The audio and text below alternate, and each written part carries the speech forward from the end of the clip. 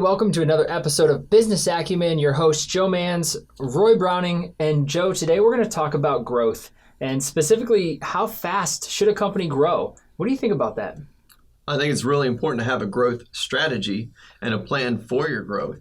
I mean, if your plan is to grow rapidly, then you at least have to have a plan of how that's going to happen. Put the pieces together, map out that growth in a rapid incline, or if you're going to grow steadily over a long period of time, then you got to have a plan for that. But it boils down to me that it's up to the individual business owner, how you're going to grow, just have a plan to make it happen. Yeah, a plan is important. One thing that I really feel strongly about is that you cannot outgrow your resources. Specifically, one of the main reasons why a lot of small businesses fail is because they grow faster than their cash will allow. And so I think that it's really important to be sustainable in the growth. So I know some people really want to grow as fast as humanly possible, but that really doesn't make a lot of sense to me, because if you're going to grow faster than you can produce good quality, or you're going to grow faster than your cash can sustain, then you're just going to end up failing in the long run. Well, I mean, that's certainly a point of view. I don't think it's a matter of fact in all circumstances. If you have a plan for sourcing the product that you're going to offer to your clientele, then it makes sense that you could grow rapidly. If, for example, if my manufacturer is offshore and they can produce as many widgets as possible as fast as I need them, there's no reason that I can't scale my business quicker.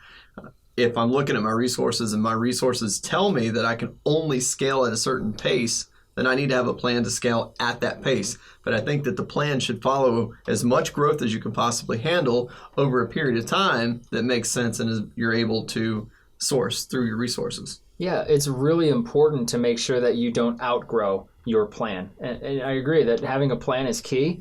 So if you're going to have a plan that says that you're going to outsource offshore, for example, well, what if they change their billing terms where you have to prepay for 50%, whereas before you were paying after you sold your quantities? You're going to be in a world of hurt if you're not planning for your growth based off your cash.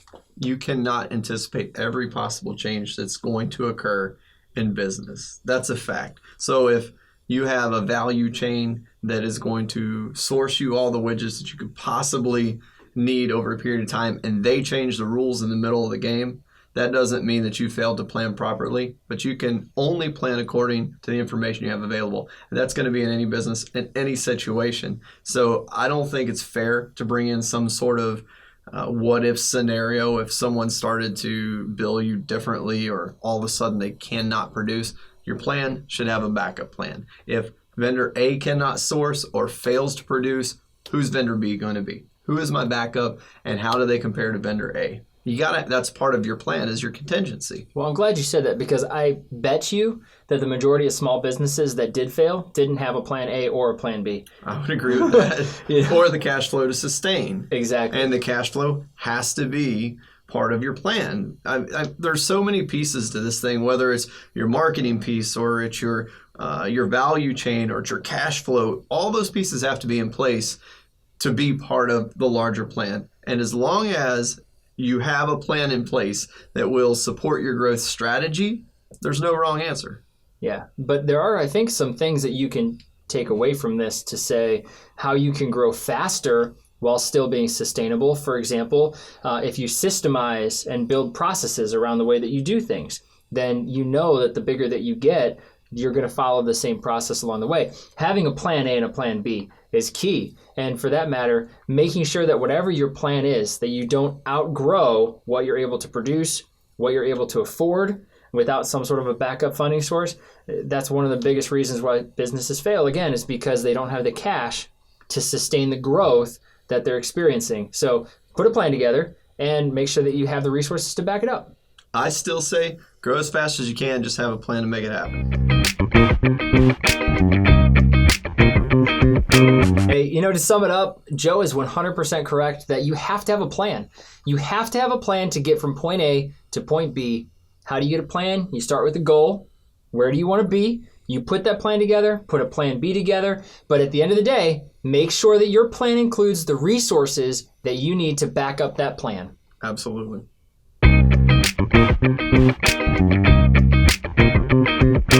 Hey, it's time for our Q&A. This question comes from Melanie in Akron. I was in a situation with my previous employer that invested a significant budget into a paid marketing campaign. The campaign worked, we saw a major spike in new clients, but our team could not keep up with the demand, and we saw our quality take a dip, which hurt us more in the long run. As the marketing manager for my current employer, how can I protect against this from happening again? Thank you in advance. Roy, this is a really cool question, and I can speak to this from personal experience. Melanie, I got to tell you, from my experience in the recruiting advertising space, this is a common question and a common situation that we confront. There are only so many slots to fill in the organization. So it's not like maybe a fast food joint where you want to sell as many cheeseburgers as you can possibly sell, but we need 100 people or 1,000 people to fill these particular positions.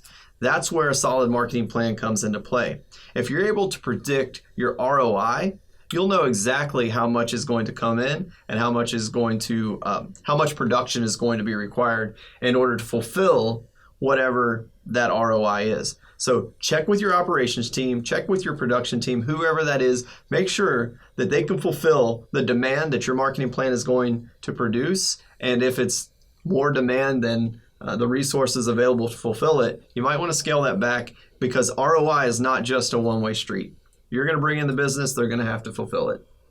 Yeah, absolutely. Thank you so much, Melanie, for your question. And if you guys have a question, leave them in the comments below or reach out to us, summitup.biz, and we'll see you in the next episode. To learn more, follow us online at summitup.biz. If you found value in this podcast, please leave us a review. See you next time. Cut. Kept trying to argue with me, but you couldn't. Well, no, but I mean, I love you, brother. But I mean, it's true. You could say, see, this is where I think that this is a BS statement. Just have a plan. Well, then, if your plan sucks, then you're going to fail. Well, that's because you didn't have a good enough plan. Yeah. I mean, that's your answer for everything. Just have a better plan. Well, if plan A fails because they changed the rules, have a plan B. You know, so it's like, on one side, it's a great point because, yeah, you have a plan A. Yes, you should have a plan B. But at the end of the day, if you run out of cash, guess what? You're bankrupt. Well, guess what? If you plan properly, you won't run out of cash. That is a fact. If you look at your cash flow, no, seriously, if you look at your cash flow and you know for a fact that here's where my cash is going, right? If you say it's going to cost me $3 to build a widget. Yeah. If they jack your price up to $4 per widget, then you suck because you didn't have a contract in place that locked that vendor in to $3 per widget. You suck at planning. I'm sorry. That's just a fact of the matter. A good plan is going to stay the course and get you where you need to be. So if you say that if you want to grow from point A to point B over a 3-year period, and let's say that's a steep incline, okay? Then you need to have a plan to carry you 3 years. That's going to get you from here to there. That means locking in all the contracts for everything, having the cash flow to back it up if something falls through. And if you can't get from here to there in 3 years with the cash you have, you suck at planning cash flow. I'm sorry. That's just the way it goes. So then what you need to do is back it up and say, what can I reasonably plan against? And from maybe point A to point B is a bit too extreme. So what we need to do is dial this back. Let's get reasonable. I only have 50 grand to take me there. So if the bottom falls out and everything is going to go to pot, what am I going to do to make this happen in 3 years? I got the cash to make it happen. We're going to keep the lights on, pay the employees, get everything going for 3 years from here to there. Set that goal a little bit higher. Be reasonable. Take the capital that you have at the end of that 3 years and get steeper the next time. But if you fail to have a plan that's going to lock all your vendors in place, that's going to give you the price that you need to grow the rate that you want to go, the cash that's in the bank, a contract for your lease for 3 years. Look, if you have a 2-year lease and a 3-year plan, you suck. You suck because you have a plan that doesn't match the commitments that are in place. Because what's going to happen in 2 years when the building owner sells the building out from under you? You got nowhere to warehouse the inventory. Now you got to go spend 3 times as much on a warehouse to house the inventory because you failed to get a 3-year lease.